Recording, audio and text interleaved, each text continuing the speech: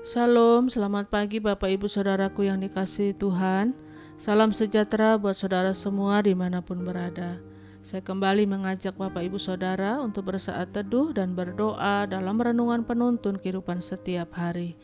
Kiranya damai sejahtera dan sukacita oleh Roh Kudus senantiasa melimpah dalam hati dan kehidupan kita semua. Tema penuntun untuk hari ini adalah Yesus peduli dengan kita.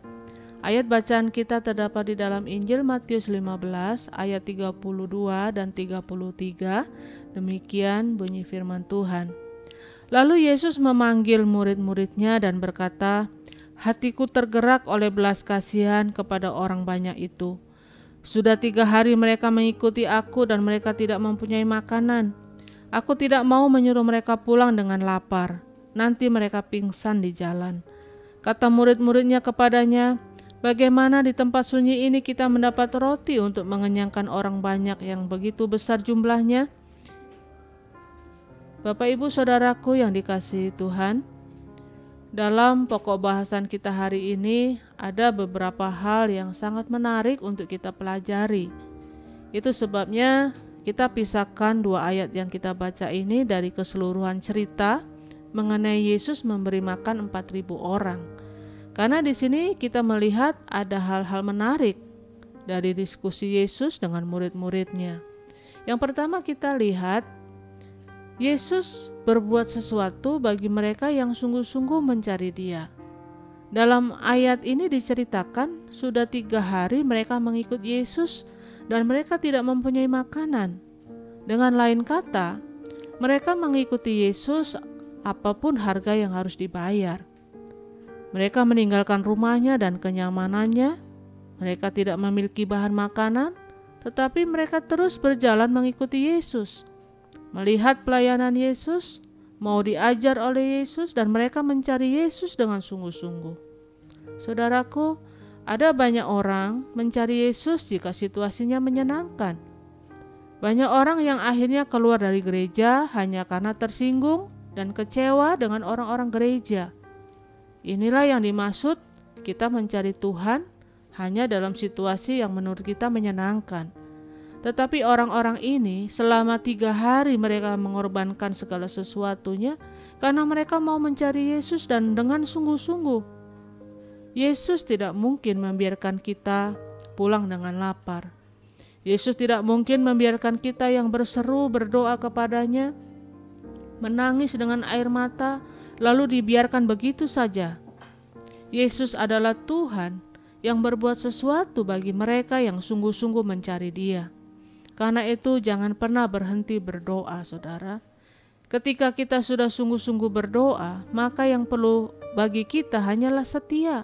Karena jika kita sudah sungguh-sungguh dan kita setia, maka sebagaimana Alkitab berkata, orang yang bertahan sampai kesudahannya, itulah yang memperoleh selamatnya.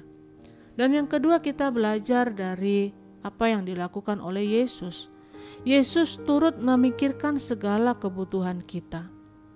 Yesus tahu persis bahwa mereka sudah mengikuti Dia selama 3 hari. Mereka tidak mempunyai makanan dan mereka lapar. Tetapi bagaimana reaksi murid-muridnya? Dalam ayat 33 di situ dijelaskan. Dengan lain kata, murid-murid Yesus tidak mau memikirkan kebutuhan mereka. Dan kita tahu bahwa dunia ini adalah dunia yang tidak mau memikirkan kebutuhan kita. Itu sebabnya dalam dunia ini orang selalu berusaha menjatuhkan dan menghancurkan orang lain demi tercapainya suatu tujuan dan kepentingannya bagi dirinya sendiri. Orang percaya atau orang Kristen yang sungguh-sungguh seharusnya dia bukan hanya memikirkan dirinya sendiri, tetapi dia juga memikirkan kebutuhan orang lain, sehingga lewat hidup kita orang lain diberkati. Itu sebabnya prinsip firman Tuhan jelas. 1 orang bertobat, seluruh isi rumah tangganya akan diselamatkan. Itu artinya ketika kita bertobat, kita bukan hanya percaya Yesus, tetapi waktu kita bertobat, kita turut memikirkan kebutuhan orang lain. Waktu kita bertobat, kita rindu menjadi berkat buat orang lain. Yesus memikirkan segala kebutuhan kita.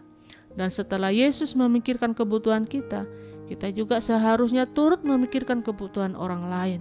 sehingga orang lain dijamah oleh kuasa kasih Tuhan lewat hidup kita. Dan yang ketiga, kita belajar. Kita ragu karena kita tidak menyadari dahsyatnya kuasa Tuhan. Itulah yang sering terjadi dalam hidup kita. Mengapa murid-murid Yesus tidak tertarik memikirkan kebutuhan orang lain? Karena mereka tidak percaya bahwa ada mujizat yang bisa terjadi. Mereka hanya melihat pada masalah. Mereka melihat bahwa tempat itu sunyi. Mereka hanya melihat bahwa tidak ada roti. Dan mereka hanya pusing melihat orang yang jumlahnya begitu banyak. Tetapi mereka tidak menyadari bahwa di situ ada Yesus yang sanggup mengadakan mujizat. Mengapa seringkali kita tidak dapat mengalami jawaban dari Tuhan? Mengapa banyak mujizat tidak terjadi dalam kehidupan kita? Itu bukan karena Tuhan tidak sayang kepada kita. Bukan karena masalah dan persoalan kita yang terlalu besar sehingga mujizat tidak terjadi, tetapi persoalannya karena kita tidak bisa menyadari betapa dahsyatnya kuasa Tuhan kita. Ingat saudaraku, suatu saat uang kita tidak bisa menolong kita, pangkat dan kedudukan tidak bisa menolong kita, tetapi Yesus selalu sanggup menolong kita. Bagaimanapun keadaan dan besarnya persoalan kita, Yesus tetap Tuhan yang selalu siap mengulurkan tangannya buat kita. Dahsyatnya kuasa Yesus membuat kita tidak perlu ragu dalam segala keadaan, karena Dia akan datang tepat pada waktunya bagi orang yang percaya. Jadi Bapak Ibu Saudaraku yang dikasihi Tuhan, apapun beban dan persoalan kita saat ini, ingat, Yesus pasti berbuat sesuatu buat kita yang sungguh-sungguh mencari Dia. Karena mujizat disediakan dan selalu ada bagi setiap orang yang percaya dan sungguh-sungguh mencari Dia. Amin. Mari kita berdoa. Tuhan Yesus, sungguh firman-Mu dahsyat dan luar biasa. Karena firman-Mu itulah yang menjadi penuntun dalam hidup kami. Kami tahu, kami sadar tanpa firman-Mu, kami tidak dapat berbuat apa-apa. Kami belajar dari kebenaran firman-Mu hari ini, lewat apa yang Engkau perbuat terhadap 4.000 orang yang membutuhkan makan dan minum. Engkau sungguh Allah yang sangat peduli dengan hidup kami. Engkau tidak pernah membiarkan kami kekurangan. Engkau tidak membiarkan kami menderita menghadapi persoalan kami. Engkau Yesus yang selalu memikirkan kebutuhan hidup kami. Engkau Yesus yang selalu campur tangan dalam hidup kami. Karena sungguh kuasa-Mu dahsyat dan luar biasa.